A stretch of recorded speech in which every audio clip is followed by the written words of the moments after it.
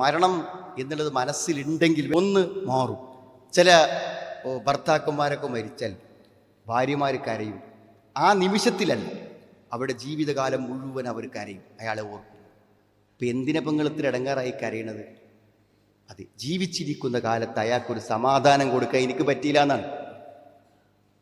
അപ്പം അയാൾ മരിച്ചു പോയിട്ട് ആലോചിക്കണം, അയാൾ മരിക്കും, ഞാനും മരിക്കും എന്നു ചിന്തിച്ച് പെരുമാറണം. ഇയാളെ ഞാനിപ്പം ഇങ്ങനെ ദ്രോഹിക്കുമ്പോൾ ഇയാൾ എന്നും എൻ്റെ കൂടെ ഉണ്ടാവില്ല. ഇവളെ ഞാൻ ഇങ്ങനെ നോവിക്കുമ്പോൾ ഇവൾ എന്നും എൻ്റെ കൂടെ ഉണ്ടാവില്ല. അവൾ മരിച്ച് അടുക്കള ശൂന്യമാകുമ്പോൾ, എൻ്റെ ചെറിയ കുട്ടിയുടെ കണ്ണിൽ ഉമ്മയെ കാണാതെ വെള്ളം നിറയുമ്പോൾ ആ സാന്നിധ്യം നമുക്ക് മനസ്സിലാവും. അപ്പം മനസ്സിലായിട്ട് കാര്യമുണ്ട് സുഹൃത്തുക്കളെ?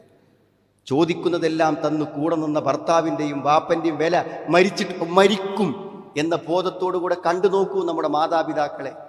മരിക്കും എന്ന യാഥാർത്ഥ്യത്തോടുകൂടെ കണ്ടു നോക്കൂ ഭാര്യയെ.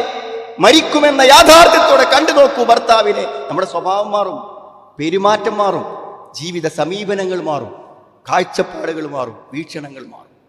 മരണമെന്നൊരു യാഥാർത്ഥ്യത്തെക്കുറിച്ച് ഖുർആൻ ആവർത്തിച്ച് പറയുന്നത്. നിങ്ങൾ ഓടിയിട്ടൊന്നും രക്ഷപ്പെടൂല, നിങ്ങൾ നേരിട്ടേ പറ്റൂ. കുൽ ഇന്നൽ മൗതല്ലദീ തഫിറൂന മിൻഹു ഫഇന്നഹു മുലാഖീകും ثم تردون إلى عالم الغيب والشهادة فينبئكم بما كنتم تعملون. നിങ്ങൾ പേടിച്ചോടുന്ന മരണം അതിനെ നിങ്ങൾ കണ്ടുമുട്ടുക തന്നെ ചെയ്യുന്നതാണ്.